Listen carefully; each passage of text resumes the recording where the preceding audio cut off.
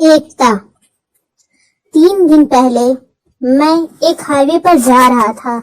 रास्ते में एक ओवरब्रिज पड़ा जिसके नीचे एक छोटी सी चाय की दुकान थी।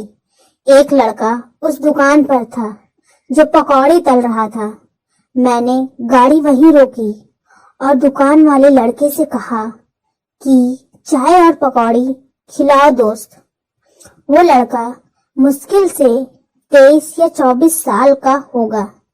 अच्छे परिवार से लग रहा था। मेरे लिए पकौड़ी बनाने लगा। उसने कहा, आपको ऐसी पालक की पकौड़ी खिलाऊंगा कि आप याद रखेंगे भैया।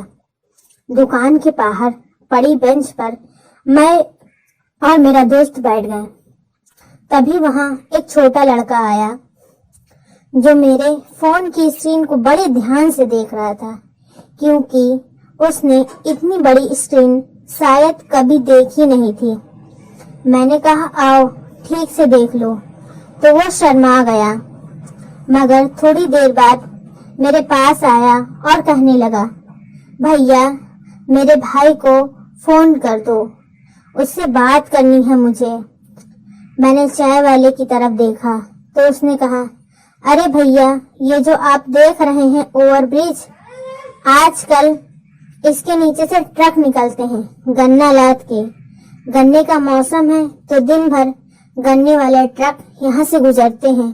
जो ट्रक ओवरलोडेड होते हैं उन पर लदा गन्ना ओवरब्रिज से टकरा कर नीचे गिर जाता है, तो ये 2-3 लड़के उसे उठाते रहते हैं और शाम तक इनके पास 3 से 4 कुंटल गन्ना इकट्ठा हो जाता है, जिसे ये 200 रुपए पर क्विंटल के हिसाब से बेच देते हैं। इस लड़के के भाई के पास इलेक्ट्रिक गाड़ी है जिसे वो लेकर आ गया और गन्ने भर के ले जाएगा, इसीलिए उसे फोन करना है। इसे आप कर दीजिए फोन प्लीज। फिर उस लड़के ने मेरे फोन से अपने भाई को बुलाया। उसके भाई का नाम एहसान था। जाहिर है ये और उसका भाई मुस्लिम थे। चाय वाला लड़का पंडित था। मैंने इस लड़के से कहा कि मुझे थोड़े से गन्ने दो मेरे बेटे के लिए। वो दौड़ कर ले आया। मैंने कहा, काट दो, तो चाय वाले लड़के ने कहा कि मैं काट के बांध दूंगा। अभी भैया आपके लिए पहले पकौड़ी बना दूं। गन्ने वाले लड़के को मैंने गन्ने के बदले कुछ पैसे देने चाहे, मगर वो लेने से इनकार करने लगा। फिर मैंने जबरदस्ती उसे पकड़ा दिया। पहले मैंने गन्ने वाले लड़के से पूछा था कि पकौड़ी खाओगे बेटा, तो उसने मना कर दिया था, मगर जब मैंने उसे गन्ने के पैसे दिए तो उसने थोड़ी देर बाद उन्हीं पैसों से पकौड़ी खरीद के खाई चाय वाले से। उसने उसे कम पैसों के बदले ज्यादा सी पकौड़ी दी। चाय वाले की दुकान पर ट्रक की आवाजाही की वजह से बड़ी धूल आ रही थी। मैंने उससे पूछा कि तुम अपनी दुकान के सामने पन्नी लगा लो, तो कहने लगा, भैया पन्नी के पैसे जोड़ रहा हूँ, 400 की आएगी। पकौड़ी बनाने के बाद वो गन्ना काटने लगा। वो इधर गन्ना काट कर छोटा कर रहा था ताकि मेरी गाड़ी में आ जाए, और उधर इस गन्ने वाले लड़के ने चाय वाले की दुकान संभाल ली, और जो 1-2 ग्राहक आ रहे थे पान मसाला आदि लेने के लिए, वो उन्हें देने लगा और पैसे गल्ले में डाल देता था। चाय वाला पंडित और वो मुस्लिम लड़का बिना कुछ भी बड़ा बोले एक दूसरे की जरूरतें समझ रहे थे और अपनी प्राकृतिक सह अस्तित्व की भावना से एक दूसरे का सपोर्ट कर रहे थे। जब मैं चलने को हुआ तो चाय वाले ने कहा कि 35 रुपए हुए भैया चाय और पकौड़ी के। मैंने उसे जब ज्यादा पैसा दिया तो वो कहने लगा, ये बहुत ज्यादा है भैया। मैंने कहा, रख लो।